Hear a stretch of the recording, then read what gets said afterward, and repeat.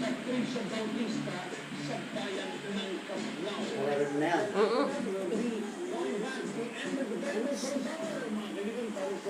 Hindi na.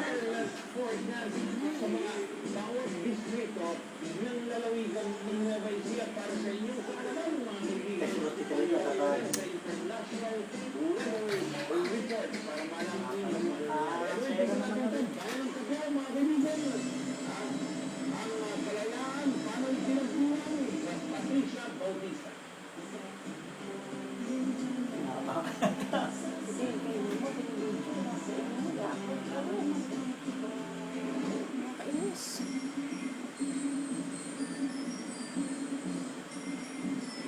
Ayon sa kasaysayan, malaki umano ang ibahagi ng bayang Cablao sa paglayan ng ating bansa. At di na pagtanong ng utang na loob sa mga bayanang nagbuwis ng kanilang buhay, kung minsan ang operasyon din sa irigasyon ang pamahalaan lokal. Simula ng pagkariwang sa isang misa ng pasasalamat na pinamumulan ni Reverend Father Al Saulo. Nagpuno ang St. John Nepomuceno Parish sa pagdalo ng mga opisyalis at mga kawani ng pamahalaang bayan, mga punong barangay at mga kagawad, DepEd employees, PNP, Fire Department, Civil Force and Colors, mga estudyante at guro ng iba't ibang pampribado at pampublikong paaralan at iba pang mga grupo o sekta sa bayan ng Cablao. Matapos ang banal na misa ay sumunod naman ang pag-aalay ng bulaklak sa historical marker sa harap ng simbahan. Sinundan naman ito ng alay-lakad patungo sa pamahalaang bayan. Bagamat makulimon ang kalimutan noong umaga, ubos naman ang ang pasalamat ng mga kagawanan sa pagbago ng tignan ng panahon. Pagdating sa munisipyo ay pinananahan ni Gideon Raymond Natoy ang pagkumpas ng pambansang awit.